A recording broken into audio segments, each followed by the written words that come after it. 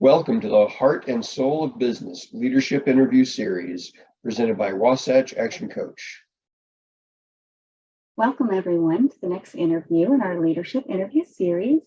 Today we have with us Charles Riggs. He is the CEO and owner of R&D Advantage. We also have with us today Coach Frank Bonnin. He is the firm owner of Wasatch ActionCOACH and a certified business coach.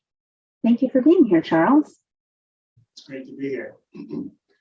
So I'll go ahead and get started now, Charles.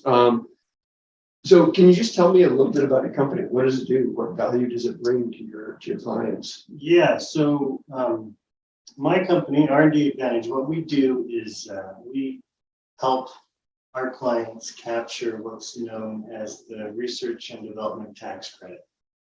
It's a pretty niche tax credit. A lot of CPAs probably haven't even heard about it, or if they have heard about it, they're not really familiar with how it works.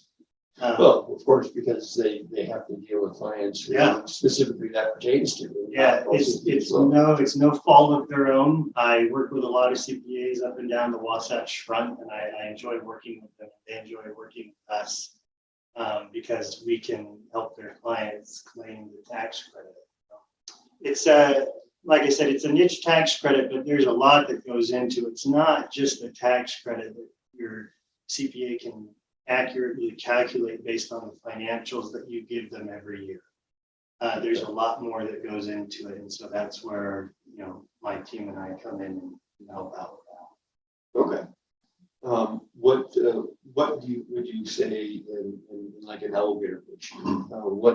What business would this pertain to? What would they actually have to have in order to say, we need to talk? That's a good question. Usually, it's if your company, if you have employees that are performing activities that are based on the hard sciences, so engineering, mathematics, computer science, life sciences. If you have employees that are doing activities based on those, then there's a chance that you'll qualify for the credit. And in my industry, there's what's known as the 4-part test. And if your employees are performing activities that meet this 4-part test, then you basically qualify for this tax credit. Okay. And so the first part of that 4-part test is that the activities have to be based on those hard sciences like I mentioned.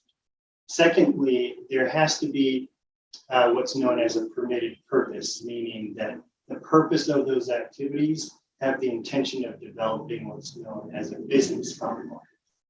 So like a new product, a new process, like a manufacturing process. It could be a new formula, a new invention, something of that nature. It has some purpose of developing this thing that you can utilize within your business or sell to customers. Thirdly, there has to be what's known as technical uncertainty at the outset of work on this business component. The technical meaning it's based on the hard sciences, uncertainty meaning that there's questions that you need to answer related to what's the correct methodology to develop this business component, or do you have the capability to do this, or what's the appropriate design of this business component. And so, when you have these unanswered questions, and they don't need to be unique to the industry, these can be for your own company. Maybe you see another company doing something, developing some product, and you're like, oh, we could probably do that, but you don't know how to do it within your own company. That's fine. It can be new to you. The fourth thing is that when you have those technical uncertainties, you go through a process of experimentation. That experimentation eliminates those technical uncertainties. It answers those questions. And that's really kind of the bulk of this R&D tax credits, where a non-financial documentation will be generated proving that you went through this experimentation in order to answer these questions, right? You may be developing prototypes, right? It can be a very iterative approach, like writing software. You may have various versions, alpha, beta, and so forth. It can be, really involved where you actually are developing hypotheses and testing them, refining them, and so forth. Right? So there's a whole slew of applications there. But when you're meeting that 4-part test, it doesn't matter what industry you're in. It just matters what activities your company, your employees are performing for your company. So if you meet that 4-part test, you can probably qualify for the. So let me take that, what you've taken and put in your own words with some examples. So I know a business owner who they've been working on developing a medical process in order to attach tendons to bones in a different and more effective way to make a surgical outcome better for specific knee surgeries. Is that something that would be something that Totally. would be worth talking to? Yeah, definitely. Definitely. Like you said, he's using, biology and life sciences there. They'll be developing a new process, right? That's the business component. He or she, they don't know how to do it at the beginning, right? There's questions that are unanswered. They're definitely going to be going through some form of experimentation in order to figure out how to do that, right? So, that would be a perfect example, actually. Another example I can think of is a manufacturing company that's using 3D printing technology in order to try to determine how 3D printing technology can work within the aerospace industry, because aerospace has a very highly regulated process or certification, I should say. But is that also something? Yeah. And the reason I'm using these two examples is I'm trying to say, okay, these are two disparate companies, but both sound like they could. Yeah. No, with manufacturers, their manufacturing is probably the largest industry. Well, they take the largest portion of the credit every year from a federal standpoint. And so manufacturers, especially, because not only are they coming up with probably a new product, a prototype, right? But they have to come up with a manufacturing process to produce that product, right? So those are two separate business components, the product and the manufacturing process. And the time that employees spend developing both of those components will qualify for it. Awesome. Another one that just came to my mind is a business owner I met a few weeks ago. Due to COVID, they saw an opportunity to change how education works. And they're working to bring a new platform for delivering education remotely. And it's kind of amazing. I don't even know all the details in this company, but from what I've heard, it's very, very intricate and very, very groundbreaking. Yeah, it could be. Now, if they're using the science of sociology in order to, do better teaching methods, that may not qualify. But if you're developing More like science of philosophy. Okay. Well, for example, what came to mind actually when you were saying that is the opportunity, maybe they're developing some type of software, right? In order to get this product out to their students, right? That software development would probably qualify. Absolutely. Okay. Awesome. That's really interesting. What led you to start this as a business? Let me actually, how long have you been doing this? So on my own, I've been doing it for a few years now. My company started in February of 2020. So right kind of when COVID hit our shores, right? But I've been doing the R&D tax credits almost since the beginning of my career. And I started working for a Big Four Price Waterhouse down in LA right after college. And while I was there, one of the things I learned was this R&D tax credit. I left that firm, went to a firm in San Diego. I'm from California. I continued on it there. We'll try not to hold that against you in California. Utah is a very accepting state. Yeah, I moved here before it was cool. So there you go. But no, I've just kind of carried it with me this whole time. And what got me to start my own company was, there's a bit of a story. I'll try and keep it short, but we actually moved to Utah because I was thinking of, going into private industry. But also I was thinking of joining the Navy as a chaplain. which, you know, from going accounting to, you know, joining the military is a total 180.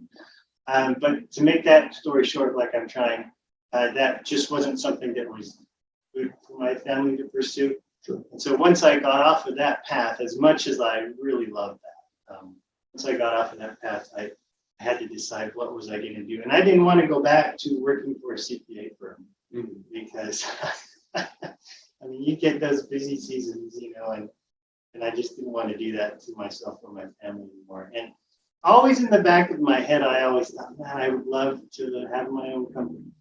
And so out of all the accounting, tax principles and concepts that I learned throughout my career up to that point, the R&D tax credit was, I mean, I actually enjoyed it.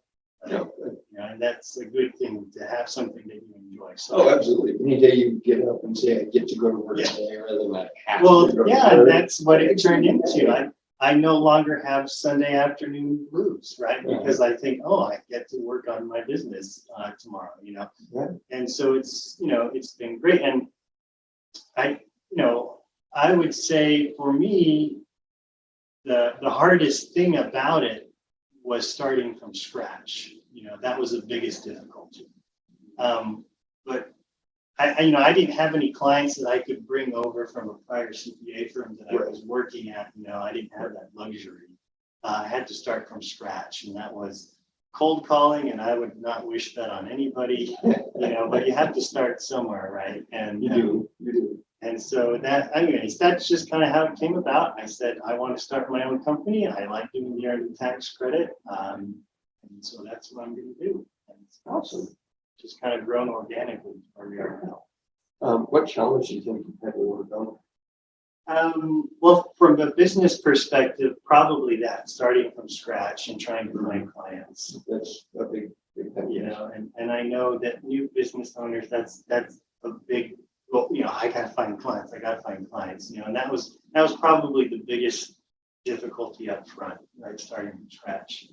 From a personal standpoint, I have peers, right, that I can see, oh man, your business is doing so well, you know, and you immediately compare yourself, and it's kind of a downer, right? And you're, I'm never gonna have what that guy has or what she has, right? You know? So from a personal standpoint, has been overcoming that.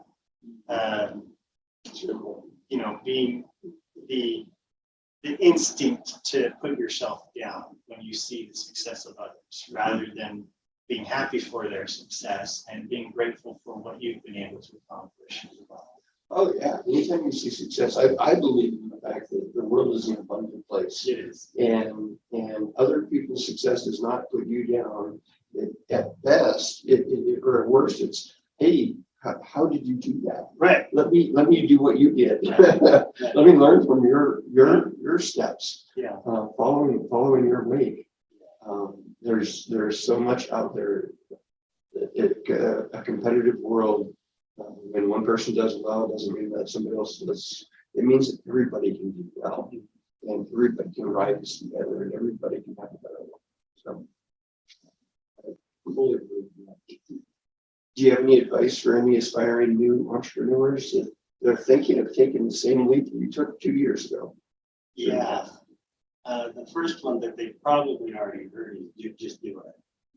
Just do it. It's important. Yes. There are so many benefits to having your own business, especially if you enjoy doing what you do. You know, a lot of people will say, "Oh, you left working for someone, now you work for yourself, but you work more and it's you're slaving." But you know, and that's true, and that happens sometimes. But if you enjoy it, you know, then to some degree that's okay. You know, if in the short run. Right? Yes. It's pretty common for entrepreneurs to work 80 hours for themselves rather than 40 hours for somebody else. Exactly. But that would be the first. The second would be probably, you know, get comfortable with being uncomfortable. You know, that it's going to be a big growing process because there's going to be so many things that you weren't aware of that you have to take care of now that you're the business owner that, you know, your former employee or employer already took care of and you just weren't aware of, you know. Right. And so there's going to be things that you're going to have to, they're going to be new and unfamiliar, and you just got to keep taking those steps forward. Yes. And try to enjoy the process all along. Awesome. That's great advice. I like it. So do you have any way that people can find you online? Yeah, so we have a website. It's www.r-dadvantage.com. Okay. They can also find me on LinkedIn, Charles Riggs, R&D Advantage. Awesome. And if any of the business owners that heard me describe their company when I was talking to Charles here, if you may want to reach out to him because it sounds like we may be able to help you. So let's move on to the next part of the interview, and that's the lightning round. Now, when I say lightning round, that doesn't mean it's like the answer quick. It's just a different type of questions, more about questions about the local area. And just to bring Utah together and Utah into the forefront. And I'm going to hand the interview off to Jennifer for that. Thank you. Well, thanks again, Charles. You had some great advice there. Get comfortable being uncomfortable. Love that. Okay, so my first question in the lightning round is, do you have a favorite nonprofit or charity that you like to support and promote? As far as favorite, I don't know if I have a favorite, but there's recently one that's come into my purview, the Davis Educational Foundation. They have these teen centers around that, supports the teens who are considered homeless. It just gives them a good place to be safe and warm and comfortable, where they can take care of school or whatever they need to do, counselors that they can talk with. I think that's a good charity locally around here. Fantastic. And do you happen to have a favorite local restaurant? Local restaurant. My wife and I actually enjoy grabbing California burritos from Betos. Betos is very popular, absolutely. Or I also like their steak, their carne asada fries. I mean, it's so simple, just how to make that, but it's I could eat the whole thing. It's so good. Nice. And tell me, what do you guys like to do here in Utah in the summertime? My wife likes being outside in the summertime, and she'll usually drag me along. I try not to go kicking and screaming, but it's usually for the better, right? So we like going, hikes and whatnot, and spending time with family. I have a lot of family here in Utah. And what do you like to do here in Utah in the wintertime? Stay inside. You're not the only one to answer that, so don't feel embarrassed. I'm not. I mean, I like snow a little bit more now that I've lived here for a few years. Oh, more than a few now. But I can ski if I need to, but it's not a pastime, But yeah, I usually just try and stay inside. Okay. And what's the best piece of advice you've ever been given on either entrepreneurship or leadership? I don't know if anyone's actually ever given me this advice, but I'm sure someone has mentioned it along the way. But something that I find helpful is when you look up to people, when you see leaders within work or outside of work, I would say to look at the things that they do and remember the good things, but also remember the bad things. So that as an entrepreneur or as a business owner, when you start hiring people and have people working for you, remember those things that frustrated you, that your bosses did, and don't do those things. Make your office, your work environment a place that if they're having those Sunday afternoon blues, that they'll look forward to coming to work on Monday, right? That is so good. I think that will cultivate good relationships with your employees, right? You want to make your employees happy.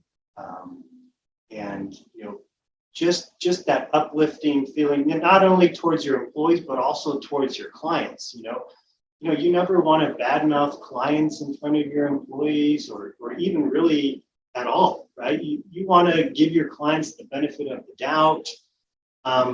So I would say somewhere in there, just kind of having a positive attitude towards your employees, towards your clients. I think it's a good reflection on yourself as a business owner, and it's only going to come back to benefit you in the long run. Yeah, thank you. That's excellent advice. Yeah, awesome. Well, I think that concludes our interview. Thank you very much for your time. Appreciate it. And everybody, if you are a potential client for the, say what the tax credit is again. It's the research and development tax credit. That's what it's known as. Thank you. I didn't want to get it wrong. So that's why even the name, I went to the expert. So if you're interested in more information on that, reach out to them, and thank you for tuning in to our series here.